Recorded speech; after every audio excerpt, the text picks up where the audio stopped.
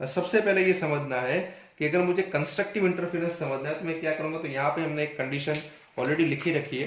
तो ये रही हमारी कंडीशन अब, बराबर। तो ये हमारा इक्वेशन था कि भाई आई बराबर I1 I2 plus 2 under root I1 I2 cos phi.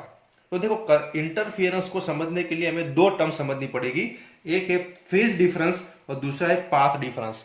तो जो दोनों वेव आपके स्क्रीन के ऊपर सुपरपोज हो रहे, दोनों वेव स्क्रीन के ऊपर इंटरफेयर कर रहे, उन दोनों के बीच में फेज डिफरेंस कितना होगा और पाथ डिफरेंस कितना होगा, और उस पर डिसाइड होगा कि आपका इंटरफियरेंस कंस्ट्रक्टिव होने वाला है और डिस्ट्रक्टिव होने वाला है। मतलब कहां पे आपको ब्राइट स्पॉट मिलेगा और कहां पे आपको डार्क स्पॉट मिलेगा।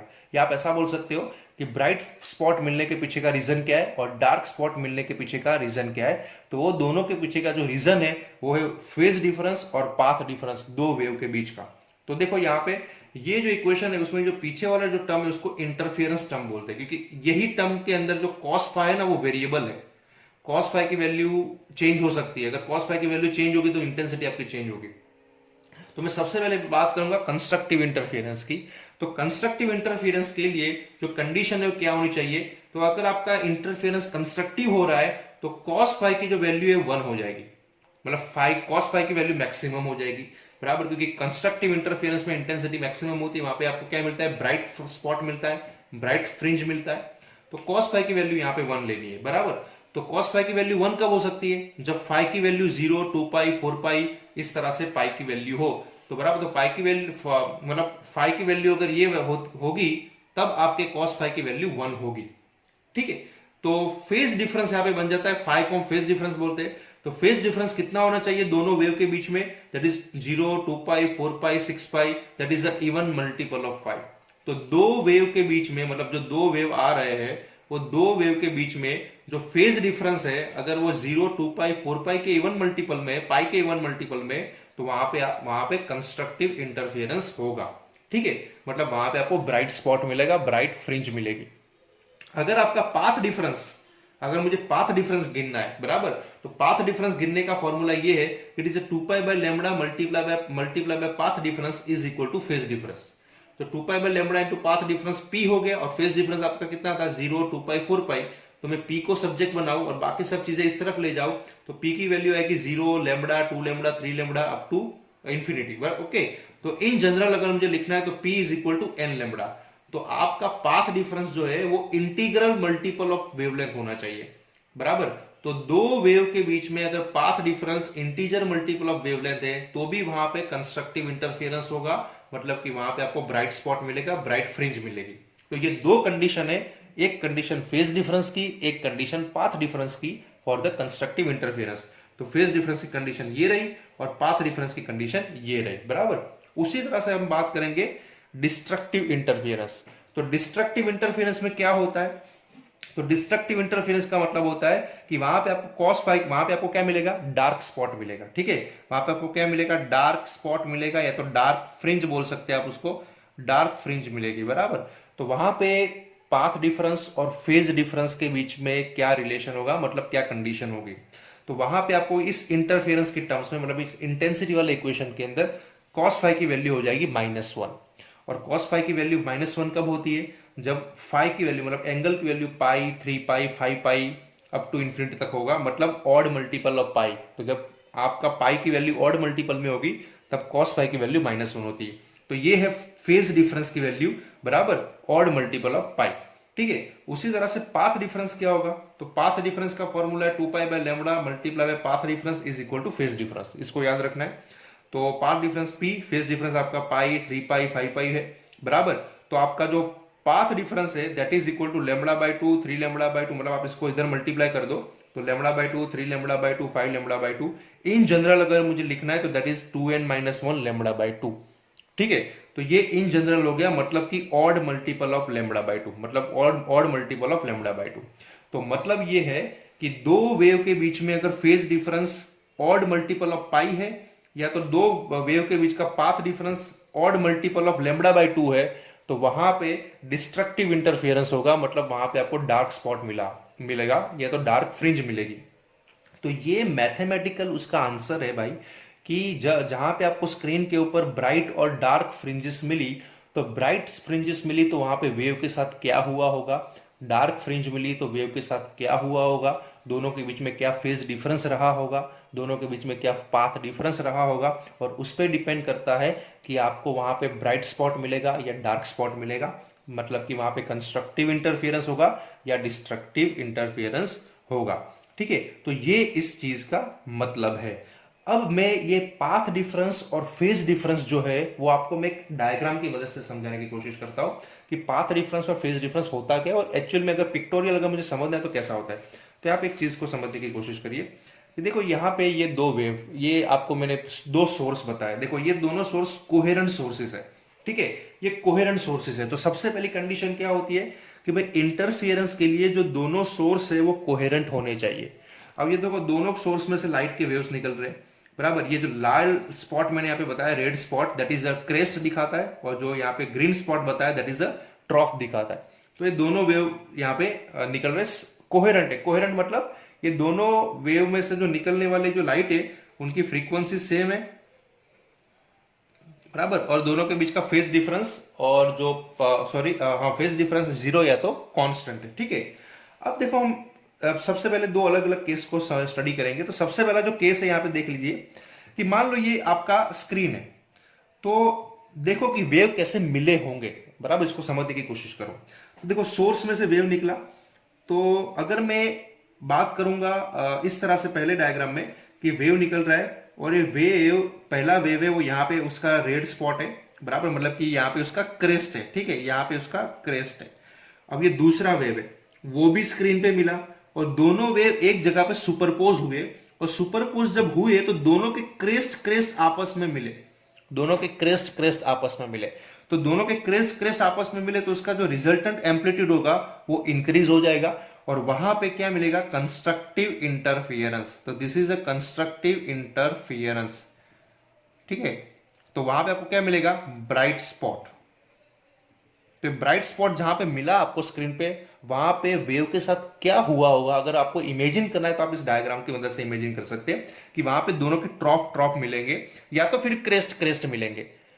मतलब कि दोनों जो वेव है वो ट्रॉफ ट्रॉफ मिल रहे हैं या तो क्रेस्ट क्रेस्ट मिल रहे हैं। अब ये ट्रॉफ ट्रॉफ मिलना या क्रेस्ट क्रेस्ट मिलने का मतलब होता है they having a same phase, same phase बोलते हैं। ठीक है, इसको क्या बोलेंगे हम, सेम फेज। देखो दोनों के बीच में सेम फेज है, या तो मैं इसको बोलूंगा it has a zero phase difference, zero phase difference, कोई फेज डिफरेंस नहीं है। देखो दोनों के ट्रॉफ ट्रॉफ मिल रहे हैं, क्रेस्ट क्रेस्ट मिल रहे हैं। ठीक है, तो it has a zero phase difference, बराबर। तो यहां पे आपको फेज डिफरेंस का आइडिया क्लियर हो गया होगा कि फेज डिफरेंस क्या होता है और कंस्ट्रक्टिव इंटरफेरेंस मिलने के पीछे का रीजन क्या होता है।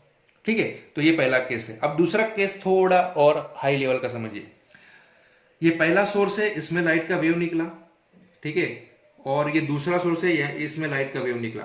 अब देखो यहां पे जहां पे इंटरफियरेंस हुआ, उस इंटरफियरेंस पॉइंट पे क्या हुआ कि एक लाइट का वेव का जो ट्रॉफ था और दूसरे का जो क्रेस्ट था वो दोनों मिले। मतलब एक का ट्रॉफ, ये यहां पे ऊपर वाले का ट्रॉफ है, ठीक है, और नीचे वाले का क्या है, क्रेस्ट है। तो वो ट्रॉफ और क्रेस्ट मिले, मतलब ये दोनों जो मिले वो कैसे मिले, 180 डिग्री आउट ऑफ फेज मिले, 180 डिग्री आउट ऑफ फेज। मतलब ये दोनों वेव के बीच का फेज डिफरेंस कितना है, 180 डिग्री। तो 180 डिग्री जब आउट ऑफ फेज मिलेंगे तो वहां पे क्या होगा, दोनों वेव के बीच में जब 180 डिग्री आउट ऑफ फेज होगा तो बिकॉज ऑफ दैट वहां पे डिस्ट्रक्टिव इंटरफियरेंस आपको मिलेगा, डिस्ट्रक्टिव इंटरफियरेंस। ठीक है, ये डिस्ट्रक्टिव इंटरफियरेंस आपको मिलेगा because of the 180 degree out of phase friends. ठीक है, तो ये आपको वहां पे क्या मिलेगा, डार्क स्पॉट मिलेगा, डार्क फ्रिंज मिलेगी या तो डार्क स्पॉट मिलेगा। इन शॉर्ट मेरे कहने का मतलब है। ठीक है, अब एक दूसरी चीज यहां पे समझो। अब मैं आपको फेज डिफरेंस मैंने बता दिया कि यहां पे देखो जीरो फेज डिफरेंस है क्योंकि दोनों के ट्रॉफ ट्रॉफ मिल रहे हैं, दोनों के या तो क्रेस्ट क्रेस्ट मिल रहे हैं या तो ट्रॉफ ट्रॉफ मिल रहे हैं, तो वहां पे जीरो फेज डिफरेंस है। अगर एक का ट्रॉफ और दूसरे का क्रेस्ट मिल रहा है तो वहां पे 180 डिग्री फेज डिफरेंस हो जाता है। तो वहां पे एक दूसरे के साथ एम्पलीट्यूड वहां पे क्या हो जाता है, एम्पलीट्यूड आपका जीरो हो जाता है, बराबर। तो वहां पे आपको डार्क फ्रिंज मिलेगी। लेकिन साथ साथ में एक चीज आपको और ज्यादा नोटिस करनी है कि देखो यहां पे जो पहला वेव है ना उनके और दूसरा वेव है ना उनके बीच में पाथ डिफरेंस है। पाथ डिफरेंस का मतलब होता है कि एक वेव है ना जो यहां पे जो मिल रहा है वो कहां मिल रहा है पता है, ऊपर वाला जो वेव है ना आधा वेवलेंथ आगे जा चुका है, ऊपर वाला जो वेव है वो आधा वेवलेंथ ज्यादा है और नीचे वाला वेव यहाँ पे मिल रहा है, यहाँ पे मतलब यहाँ से वेव नहीं है, ये तो जस्ट मैंने कैंसिल किया हुआ है, ठीक है। ये नीचे वाला वेव है वो लास्ट वाला उसका ट्रॉफ मिल रहा है, नीचे वाले वेव का जो लास्ट ट्रॉफ है ना वो यहाँ पे मिल रहा है, और ऊपर वाले वेव का जो लास्ट ट्रॉफ है ना वो आगे चला गया, मतलब एक कितना आगे चला गया देखो, ये λ/2 जितना आगे चला गया, ऊपर वाला जो वेव है वो λ/2 जितना आगे चला गया। तो अब मैं दूसरी चीज इंट्रोड्यूस कर रहा हूं कि दोनों वेव के बीच में फेज डिफरेंस तो 180 डिग्री है बराबर, लेकिन दोनों वेव के बीच में जो पाथ डिफरेंस है, पाथ डिफरेंस वो कितना है पता है, λ/2 है, मतलब आधा वेवलेंथ जितना है, मतलब ये वेवलेंथ आधा वेवलेंथ आगे जा रहा है और ये वेव जो है आधा वेवलेंथ पीछे चल रहा है, इसलिए इसका लास्ट वाला जो ट्रॉफ है वो मिल रहा है और इसका जो लास्ट वाला ट्रॉफ है वो आगे चला गया। अब ऊपर वाले में देखिए, इसका जो लास्ट ट्रॉफ है और इसका भी, दोनों का जो लास्ट ट्रॉफ है ना वो ही मिल रहा है यहाँ पे, मतलब दोनों वेव के बीच में जो पाथ डिफरेंस है वो 0 है, तो पाथ डिफरेंस भी 0 है और फेज डिफरेंस भी 0 है, ठीक है। तो यहाँ पे आपको कंस्ट्रक्टिव इंटरफेरेंस मिल रहा है, यहाँ पे आपको आप पाथ डिफरेंस जो है वो λ/2 है बराबर, पाथ डिफरेंस आपका λ/2 है और फेज डिफरेंस कितना है, 180 डिग्री आउट ऑफ फेज है, तो यहाँ पे आपको डिस्ट्रक्टिव इंटरफेरेंस मिल रहा है, मतलब डार्क स्पॉट मिलेगा। एक और एग्जांपल से समझने की कोशिश करते हैं बराबर, इससे समझिए कि देख लीजिए ये भी कोहेरेंट सोर्सेस है दोनों। अब जो पहला वेव है वो यहाँ पे जा रहा है आगे और दूसरा वेव है वो यहाँ पे मिला। अब देखो दोनों वेव जो है ना, ये दोनों वेव जो है वो यहाँ पे कैसे मिले, देखिए ये दोनों के जो है ना क्रेस्ट मिले, मतलब देखो क्रेस्ट दोनों के मिल रहे हैं, मतलब ये दोनों कैसे मिल रहे हैं, तो मैं फेज डिफरेंस बोलूंगा पहले, तो फेज डिफरेंस कितना है 0 डिग्री, क्योंकि दोनों के क्रेस्ट मिल रहे हैं बराबर, दोनों सेम फेज में मिल रहे हैं, तो ये दोनों सेम फेज में मिल रहे हैं तो दोनों के क्रेस्ट, तो यहाँ पे आपको क्या मिलेगा, यहाँ पे आपको कंस्ट्रक्टिव इंटरफेरेंस मिलेगा, कंस्ट्रक्टिव इंटरफेरेंस मतलब कि ब्राइट स्पॉट मिलेगा बराबर, तो वहां पे ब्राइट स्पॉट मिलेगा, मतलब वहां पे वेव के साथ ऐसा हुआ है। अब दूसरी चीज देखो, ये जो पहला वेव है उसका जो लास्ट क्रेस्ट है वो यहाँ पे, और जो दूसरा वेव है उसका जो क्रेस्ट है ना वो लास्ट क्रेस्ट वो यहाँ पे मिला, मतलब ये जो वेव है ना एक वेवलेंथ जितना आगे चला गया है, दोनों वेव के बीच में वेवलेंथ का कितना गैप है, एक वेवलेंथ जितना, देखिए मतलब यहाँ पे देखो ये वेव जो है ना लास्ट ये थोड़ा पीछे चल रहा है, ये S2 जो है वो थोड़ा पीछे चल रहा है, S1 थोड़ा आगे चल रहा है, उसका एक पूरा वेवलेंथ आगे निकल चुका है, और ये जो S2 है ना उसका लास्ट वाला जो वेव है, लास्ट वाला जो ट्रॉफ है वो यहाँ पे, सॉरी क्रेस्ट है वो यहाँ पे मिल रहा है, तो इस वेव का लास्ट वाला जो क्रेस्ट है वो यहाँ पे मिल रहा है बराबर, और इसका जो लास्ट वाला क्रेस्ट है वो यहाँ निकल चुका है, तो ये दोनों के बीच में वेवलेंथ का कितना गैप है, एक वेवलेंथ जितना, तो दोनों के बीच में पाथ डिफरेंस कितना है, पाथ डिफरेंस है लैम्बडा, तो आगे λ/2 था, अब ये लैम्बडा है, मतलब एक वेव और दूसरा वेव दोनों एक दूसरे से मतलब आगे पीछे चल रहे हैं, लाइक दैट, आगे पीछे दोनों साथ में नहीं चल रहे, आगे पीछे, तो दोनों के बीच में वेवलेंथ कितना गैप आ रहा है, एक लैम्बडा जितना, तो ये पाथ डिफरेंस कितना हो गया, लैम्बडा बराबर। तो इस तरह से पाथ डिफरेंस और फेज डिफरेंस बहुत मैटर करता है कंस्ट्रक्टिव और डिस्ट्रक्टिव इंटरफेरेंस के लिए, और वही हमें समझना है यहाँ पे कि जब फेज डिफरेंस आपका इवन मल्टीपल ऑफ पाई होगा, मतलब 0, 2 पाई, 4 पाई, और पाथ डिफरेंस आपका इंटीजर मल्टीपल ऑफ वेवलेंथ होगा, जब ये दो कंडीशन सेटिस्फाई होगी तो वहां पे कंस्ट्रक्टिव इंटरफेरेंस मिलेगा और इंटेंसिटी वहां पे मैक्सिमम हो जाएगी, एम्पलीट्यूड मैक्सिमम होगा और वहां पे आपको ब्राइट स्पॉट मिलेगा। और उसी तरह से जब फेज डिफरेंस पाई, 3 पाई, 5 पाई मतलब ऑड मल्टीपल ऑफ पाई होगा, और जो पाथ डिफरेंस है वो λ/2, 3 λ/2, इस तरह से ऑड मल्टीपल ऑफ λ/2 होगा, तो जब ये दो कंडीशन सेटिस्फाई होगी तो वहां पे डिस्ट्रक्टिव इंटरफेरेंस होगा, मतलब वहां पे आपको डार्क फ्रिंज मिलेगी। तो बेसिकली जो आपको इंटरफेरेंस पैटर्न मिलती थी कि वहां पे आपको एक डार्क एक ब्राइट, एक डार्क एक ब्राइट, जैसे ये डार्क है फिर ब्राइट होगी एक, फिर एक वापस एक डार्क होगी इस तरह से, फिर वापस एक ब्राइट होगी, इस तरह से जैसे जिब्रा क्रॉसिंग होता है ना उस तरह से आपको पैटर्न मिलती है स्क्रीन के ऊपर बराबर।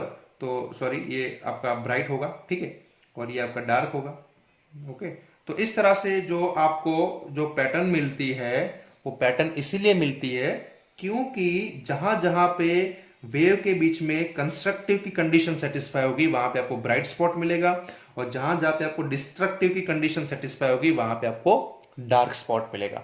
तो इस तरह से पूरी पैटर्न आपको इंटरफेरेंस की मिलती है, और ये उसकी कंडीशंस थी जो हमने यहाँ पे स्टडी की, और कुछ डायग्राम की मदद से हमने पाथ डिफरेंस और फेज डिफरेंस को समझने की कोशिश की।